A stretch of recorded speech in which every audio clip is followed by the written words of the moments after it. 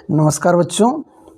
आज हम एक बेहतरीन टॉपिक पे चर्चा करेंगे, जिससे जो लॉकडाउन है, लॉकडाउन से पढ़ाई पे क्या इफ़ेक्ट पड़ा, उसके क्या रिज़ल्ट होंगे। ख़ास तौर से केमिस्ट्री में जैसे कोई बच्चा 9th में था, उसका एग्ज़ाम होने वाला था, तभी लॉकडाउन लग गया।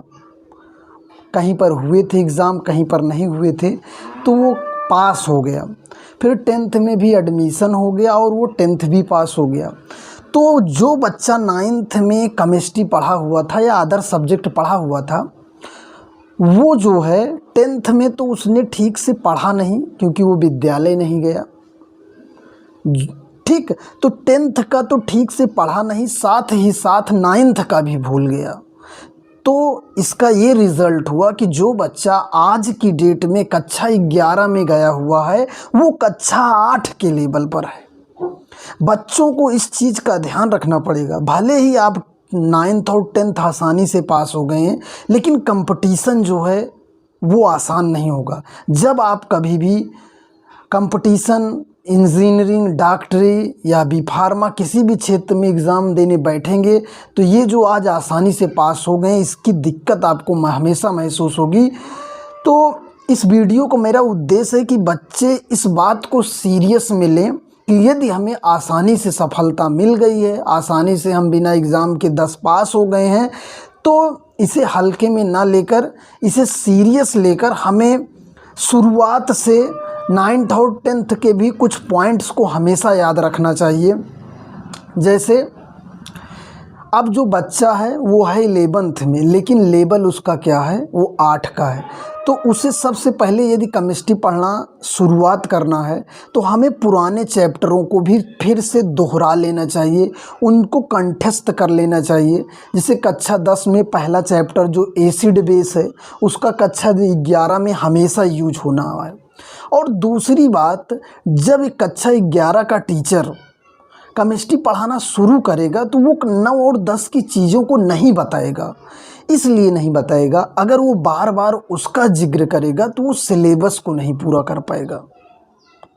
तो सिलेबस का पूरा होना एक बहुत ही महत्वपूर्ण चीज़ है। अगर समय से सिलेबस नहीं पूरा होता है, यदि टीचर कोचिंग पढ़ाता है, तो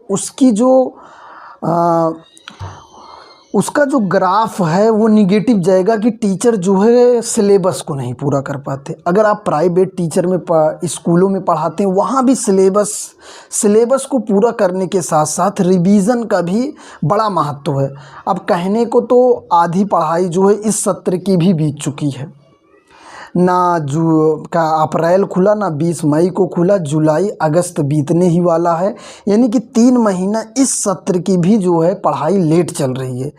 तो अगर केमिस्ट्री पढ़ रहे हैं, तो हमें आप स्टूडेंट को चाहिए कि वो टीचर से तेज़ चले, टीचर से तेज़ दौड़े, और ताकि वो पीछे के सिलेबस, वर्तमान सिलेबस को कवर कर सके, ताकि उसको फ्यूचर में प्रॉब्लम ना हो।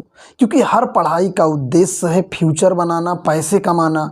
और अगर नॉलेज सही नहीं रहेगा, जब पढ़ाइयाँ सीधी चलती थी, कोई दिक्कत नहीं आती थी, कोरोना जैसी कोई बीमारी नहीं थी, तब तो लोग 100% पढ़ने के बाद भी मंजिल को नहीं पाते थे। और ख़ास तौर से केमिस्ट्री सब्जेक्ट जो है लोगों की सफलता में रोड़ा बन जाता है। इसका कहीं ना कहीं कारण हमने चैनल का भी नाम जो है अपने कातिल केमिस्ट्री रखना है, क्योंकि कितनों के सपनों के, फ्यूचर को, जिज्ञासाओं को ये सब्जेक्ट कत्ल कर देता है। क्योंकि इसका जो क्राइटेरिया है वो ना मैथ से मिलता है, ना फिजिक्स से मिलता है, ना बायो से। ये एक तरह का रटने वाला सब्जेक्ट है, लेकिन रटने के भी तरीके हैं। अगर कुछ लिमिटेशन, कुछ तरीके आपको पता रहेंगे, तभी आपके दिमाग में ये रटेगा भी। ऐसा नहीं कि आप शुरू से शुरू कर दीजिए। नियम कानून तो 50% रटने वाली चीज़ है, 50% फिजिक्स मैथ की तरह उसको यूज करके सीखने की चीज़ें हैं। लेकिन इन सब चीज़ों को सीखने के लिए आपके पास टाइम कम है, और अगर टाइम का यूज करना यहाँ बहुत महत्वपूर्ण है। जो बच्चे आगे चल के केमिस्ट्री लेकर विकास करना चाहते हैं, उनको जो है इस लॉकडाउन में जो हमारा छूट गया है उस पे विशेष ध्यान देते हुए हमें अपने सब्जेक्ट पे, हमें अपनी पढ़ाई पे ज़्यादा समय देना पड़ेगा, जिससे हम जो है अधिक से अधिक सीख सकें। अब देखिए क्या होगा, मान लीजिए आपने कक्षा 11 की अब किताब आप खरीदेंगे। किताब खरीदने के बाद क्या हुआ, चैप्टर देख लीजिए।